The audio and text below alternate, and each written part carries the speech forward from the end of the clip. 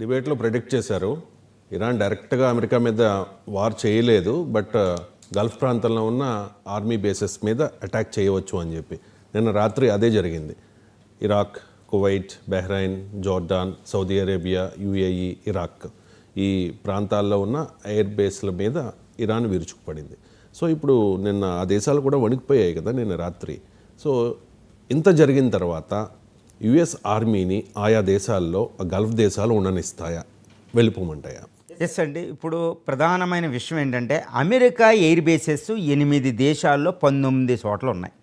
ఇప్పుడు ఈ దేశాలు అమెరికా సైన్యాన్ని అక్కడ ఉండనిచ్చి ఇరాన్ ప్రకోపానికి గురైంది. ఒక రకంగా చెప్పాలంటే ఇరాను, ఖతారు, అంటే ఖతార్ ఎయిర్ బేస్, ఉదీద్ అనే ఎయిర్ బేస్ ఉన్న ఖతార్ అనేది ఇరాన్కి చాలా మిత్రదేశం. ఓకే, పర్షియన్ గల్ఫ్ పైన అది ఉంటే పర్షియన్ గల్ఫ్ కింద మనకి ఏముంటుంది, ఖతార్ ఉంటుంది. ఖతార్కి ఇరాన్కి ఎటువంటి శత్రుత్వం లేదు. కానీ ఖతార్ మీద ఇరాన్ తన యొక్క బాలిస్టిక్ మిసైల్ని ఎందుకు ప్రయోగించింది? ఒక 10 మిసైల్స్ అంటే దోహా మీదకి ఎందుకు వెళ్ళిందంటే ఈ ఖతార్లో అమెరికా సైన్యం ఉంది కాబట్టి, ఖతార్లో అమెరికా పెద్ద ఎయిర్ బేస్ ఉంది కాబట్టి, ఖతార్లో America central command head quarter ఉంది కాబట్టి. కానీ ఖతార్ అనేది నిన్న ఇరాన్ ప్రకోపానికి గురైంది. సో ఇరాన్ అమెరికాని అక్కడ ఉంచుకోవడమే నిన్న ఖతార్కి శాపమైంది, చాలా పెద్ద ప్రాబ్లం అయింది. ఇదే విధంగా ఇరాక్ మీద అసలు ఎటువంటి శత్రుత్వం ఇరాక్ మీద ఇవ్వాల్సిన అవసరం లేదు. కానీ ఇరాక్ మీద ఒక షియా నేషన్ మీద ఎందుకు వేసింది అంటే అక్కడ అమెరికన్స్ ఉన్నారు కాబట్టి, అమెరికా ఎయిర్ బేస్ ఉంది కాబట్టి. ఇలాగే 19 ఎయిర్ బేస్లోనే 8 నుంచి 10 దేశాలు భయపడిపోతున్నాయి, ఎందుకంటే అక్కడ అమెరికన్స్ అక్కడ పెట్టుకున్నందుకు. ఇప్పుడు అదొకతో పాటు ఈ ముస్లిం ప్రపంచంలో ఈ తీవ్రవాద సంస్థలన్నీ అమెరికాకి ఎగనెస్ట్గా ఉన్నాయి కాబట్టి అమెరికా ఎయిర్ బేస్లు ఉన్న చోట ఈ అటాకులు చేయొచ్చు. అమెరికా ఎయిర్ బేస్లు ఉన్న పెట్టుకున్న పాపానికి ఆయా ప్రభుత్వాల మీద ప్రజల ద్వారా తిరుగుబాటు చేయించవచ్చు. తీవ్రవాద సంస్థల కలర్ రెవల్యూషన్ లాగా ఇంత భయం. అంటే ఈ మొనాస్ట్ అంటారు వీళ్ళని, ఏంటంటే మొనార్క్ గవర్నమెంట్ అంటారు, దీని నియంత్రణ అనమాట. ఒక రకంగా అక్కడ ప్రజాస్వామ్య ఎన్నికలు అవి ఉండవు. సౌదీ అరేబియా, ఖతారు, యుఏఈ, బహ్రైన్, కువైట్లో అక్కడ అమీర్స్ ఉంటారు, రాజుల్లాగా పరిపాలన ఉంటుంది. వీళ్ళకి వ్యతిరేకంగా ప్రజలు తిరుగుబాటు చేసే అంత భయంకరమైన పరిస్థితులు ఇక్కడ నెలకొన్నాయి, ఎందుకంటే అమెరికన్స్ అక్కడ పెట్టుకున్నందుకు.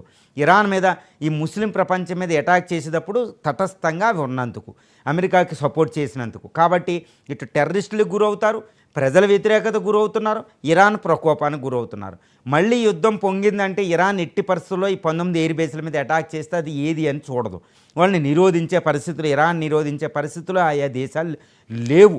ఎందుకంటే అన్నీ కలిసి ఇరాన్ మీదకి వెళ్తే కుదిరే పరిస్థితి అక్కడ ఒక దౌత్యం అంగీకరించదండి. ఎందుకంటే అక్కడ ఆర్గనైజేషన్ ఆఫ్ ఇస్లామిక్ కోఆపరేషన్ వాళ్ళ దౌత్యం వాళ్ళకు ఉంటుంది. ఒకళ్ళ మీద ఒకళ్ళు అటాక్ చేసుకోరు ప్రస్తుత అక్కడ ఉన్న యుద్ధ వాతావరణంలో. కాబట్టి ఈ గల్ఫ్లో దేశాలు ఇప్పుడు అమెరికన్ ఎయిర్ బేసెస్ని పెట్టుకున్నందుకు ఇటు ఇరాన్ ప్రకోపానికి, తమ ప్రజల ప్రకోపానికి, ఇటు ఇస్లామిక్ టెర్రరిస్టుల ప్రకోపానికి గురయ్యి ప్రజాస్వామ్యం లేదని బయటకు వచ్చి ప్రదర్శన గవర్నమెంట్లు కూలిపోతాయని భయంతో ఉండే. అంటే కింద గల్ఫ్ ప్రాంతాల్లో ఉన్న అమెరికన్ ఎయిర్ బేసెస్కి ఇప్పుడు ప్రమాదం పొంచుంది. ఇంకొకటి ఏంటంటే ఈ గల్ఫ్ ప్రాంతంలో ఉన్న అమెరికన్ ఎయిర్ బేసెస్ని ఖాళీ చేసేసి మనం వచ్చేద్దని ఇటు చైనా, ఇటు రష్యా, అదేవిధంగా ఇండియా కూడా. ఎందుకంటే ఇండియా పొటెన్షియల్ సూపర్ పవర్ అవుతుంది, చైనా అక్కడికి వెళ్తుంది. ఇప్పుడు దాకా అక్కడ రష్యా, అమెరికాలు ఎక్కువ ఉండేవి, బ్రిటన్ అవి. కానీ ఈ మధ్యన చైనా కూడా అక్కడ జిబౌటి, ఈ ఖతారు, ఈ పాకిస్తాన్లోని గ్వడార్ పోర్ట్ ఇక్కడ ఎయిర్ బేస్లు పెడుతుంది. ఎయిర్ బేస్, నేవల్ బేస్ ఇది ఇండియాకి మంచిది కాదు. కాబట్టి తమను రక్షించుకోవడానికి, తమ ఆయిల్ సప్లైని రక్షించుకోవడానికి ఈ మధ్యన ఇండియా కూడా జిబౌటి, కొన్ని కంట్రీస్లో మనం కూడా ఎరిత్రియా లాంటి కంట్రీలో కొన్ని ఎయిర్ బేస్లు తీసుకున్నాం, నేవల్ బేసెస్ని. మన నేవల్ షిప్లు కూడా అక్కడ చాలా యాక్టివ్గా ఉంటున్నాయి, ఇది పైరేట్స్కి వీటికి వాళ్ళని ఆపడానికి. సో ఇండియా కూడా పోటీ పడుతుంది చైనాకి.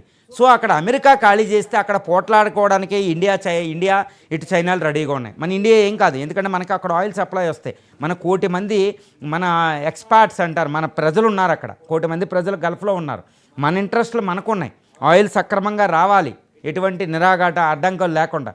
కాబట్టి ఇండియా, చైనాలు అక్కడికి వెళ్తున్నాయి. అంటే గల్ఫ్ ప్రాంతంలో అమెరికాకి ఏమైనా తగ్గితే, ప్రాబల్యం తగ్గితే అక్కడికి ఇండియా, చైనాలు వెళ్ళబోతున్నాయి. రష్యా అనేది కూడా ఇప్పుడు ప్రస్తుతం రష్యా ఉక్రెయిన్ యుద్ధంలో ఉండి అక్కడ బలాన్ని సంపాదించుకోలేకపోతుంది, దానికి అంత శక్తి లేదు. కానీ ఇండియా, చైనాలు రైజ్ అయిపోతున్నాయి.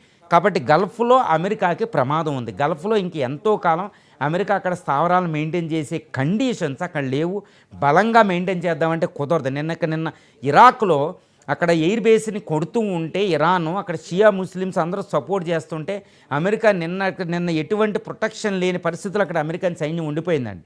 కాబట్టి గల్ఫ్ దేశాలు ఇంకా అమెరికాని ఆదరించడం అనేది తగ్గిపోవచ్చు. ఇప్పటికే సౌదీ అరేబియా ఆ పరిస్థితిలో ఉంది.